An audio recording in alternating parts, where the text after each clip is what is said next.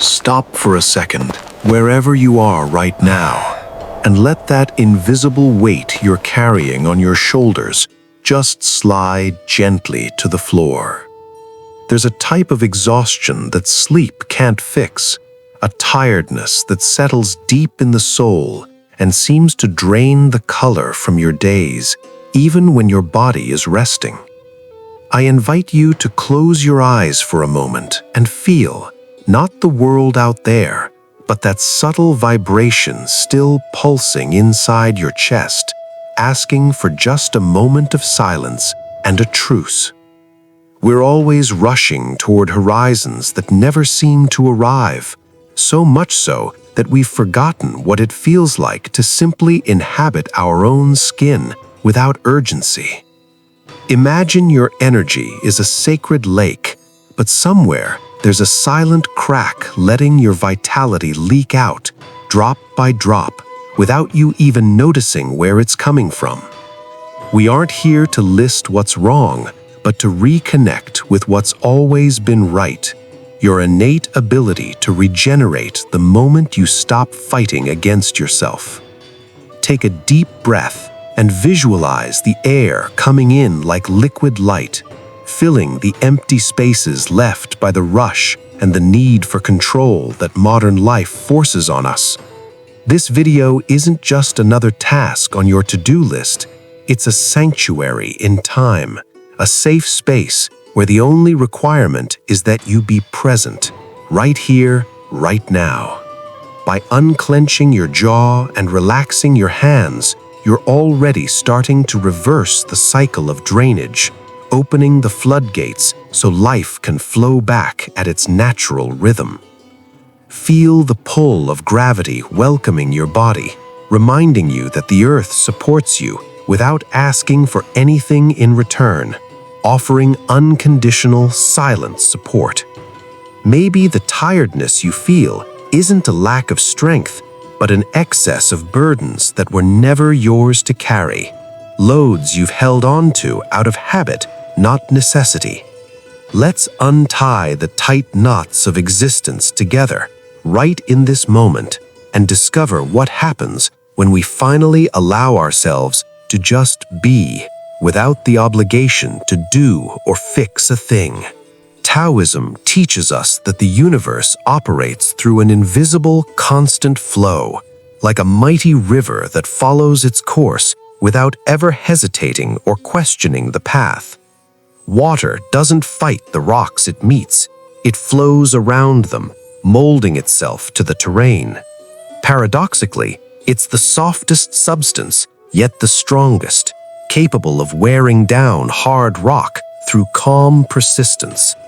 Your exhaustion is born when you try to swim upstream, forcing a direction that life isn't pointing toward. Watch the wind moving the trees. It makes no effort to blow, and the branches, if they're flexible, dance with the breeze instead of resisting it until they snap. The nature of the Tao is movement without friction, action without forced effort, what the ancient sages called Wu Wei, the art of doing nothing, yet leaving nothing undone. When you insist on controlling every detail, you become a stiff tree in the middle of a storm, wasting an immense amount of vital energy just to stay static. Imagine your life is a boat on a vast ocean. Chronic tiredness is the result of frantically rowing while your sails are down, ignoring the favorable wind that's always there. We're taught to fight, to conquer, and to dominate, but the Tao whispers that true wisdom lies in hoisting the sails and letting yourself be carried by the greater intelligence that rules the seasons and the tides. Trusting the flow means saving the energy we waste trying to be the lonely architects of destiny. By aligning with the Tao, you realize you don't need to push the river. It runs to the sea all on its own, carrying everything needed for your journey. Exhaustion fades when we stop seeing life as a battle to be won and start seeing it as a dance to follow, where every step is guided not by the ego's will, but by the rhythm of the universe. Drop the oars, breathe in the breeze, and feel the tension dissolve as you accept being led by the current of existence. Often, the tiredness we feel is the accumulated weight of past stories we refuse to close, dragging chains of painful memories like survival trophies. In the Tao, cause and effect aren't punishments, but neutral mechanisms of balance. Every pain you hold on to is like holding a hot coal with the intention of throwing it at someone else. You're the one who gets burned. The energy needed to keep resentment or frustration alive is the exact same energy you're missing to live joyfully right now. Think of a traveler carrying a backpack full of rocks, each one representing a hurt, a loss, or a what-if that never happened, believing he needs them for protection. He walks hunched over and exhausted, not because of the length of the road, but because of his refusal to drop the baggage that serves no purpose other than hurting his back. Re-signifying karma means opening that backpack and realizing that the rocks were actually dense lessons that once learned can be left by the side of the road. There was an old master who used to say, "If you've been wounded by an arrow, don't spend your energy trying to figure out who shot it or what wood it's made of. First, remove the arrow and heal the wound." We spend years analyzing our pain, dissecting trauma, and reliving injustices, which creates a continuous energy leak in our vital aura. Taoist healing comes from understanding that pain was a strict teacher, but suffering is the choice to stay in the classroom after the bell has already rung. By forgiving not the other person, but yourself for carrying this for so long, you stop the bleeding of vital energy and recover the strength that was trapped in the past. Understanding the law of cause and effect is accepting that everything that happened was necessary to bring you to this moment of awareness, and that now you are free to choose a new cause. Letting go of the past isn't forgetting, it's simply stopping the investment of your precious vitality into a time that no longer exists, allowing the present to bloom. In the modern era, our minds are shattered into 1,000 pieces by notifications, glowing screens, and the anxiety of being everywhere except where our feet are planted. This scattering is the antithesis of the Tao.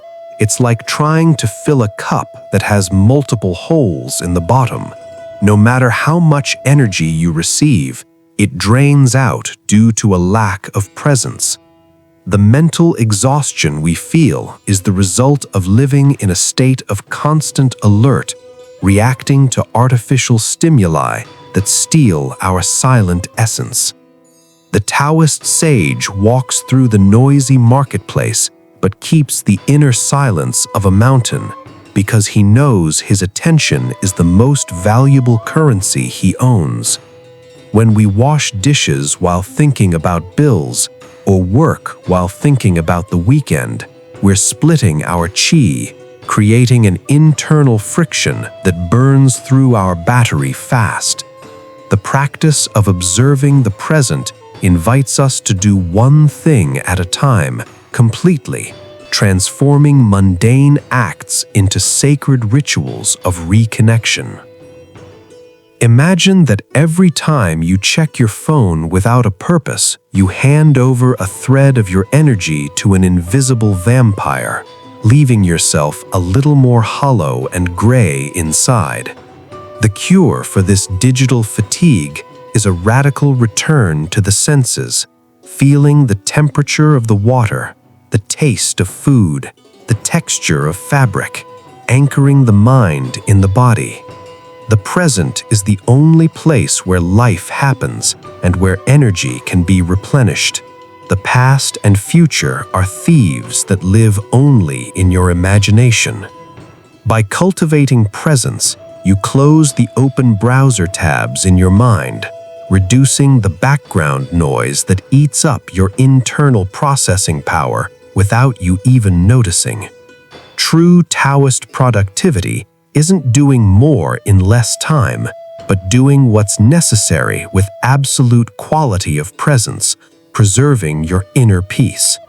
When you are whole in the now, anxiety dissolves because it needs the future to exist, and tiredness gives way to a vigilant and invigorating serenity. We often feel drained by the people around us, blaming bosses, family, or strangers for stealing our peace and energy. However, the Taoist gaze reveals that every encounter is a mirror, reflecting aspects of ourselves we haven't fully integrated or accepted yet. The person who annoys or tires you is actually showing you where you're still rigid, where you lack boundaries, or where you're voluntarily handing over your personal power. Synchronicity operates like an interconnected web where no meeting is accidental. The energy vampire can only feed if you offer the neck of your emotional reactivity.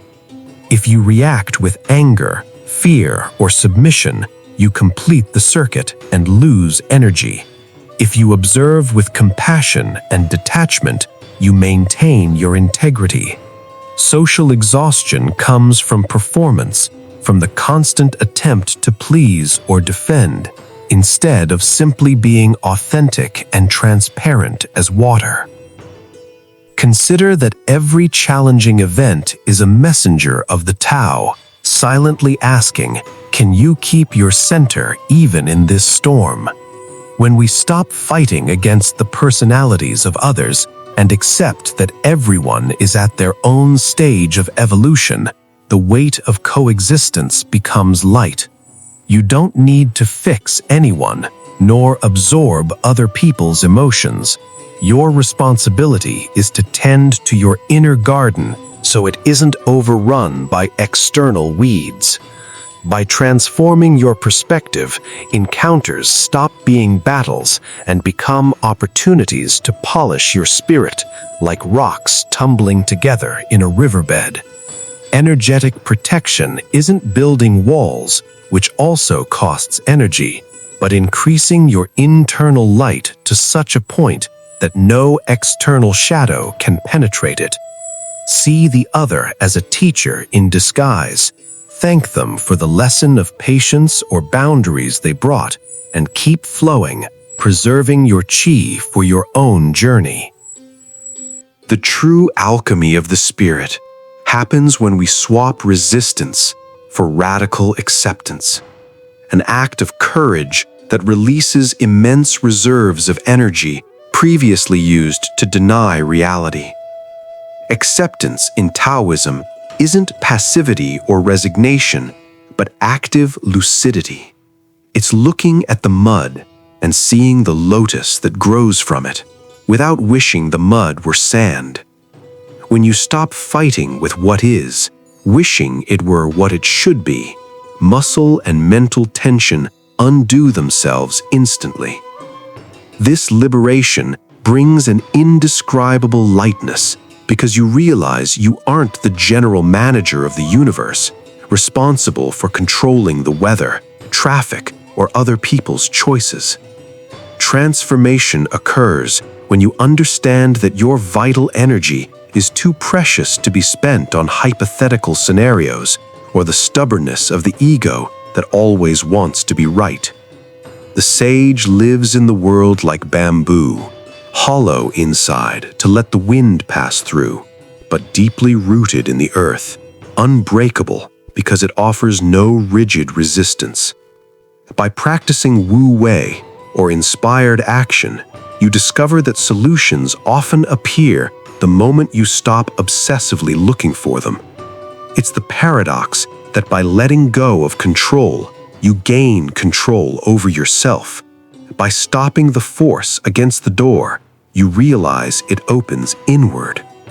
Chronic fatigue is replaced by a state of flow, where life is lived with the spontaneity of a child and the wisdom of an elder, all in the same breath. Awareness is the light that dispels the shadow of tiredness. When you become conscious of where you're leaking energy, the leak stops on its own. Free yourself from the need to be perfect, to be productive all the time, to be approved by everyone. This freedom is the fountain of eternal youth in the Tao.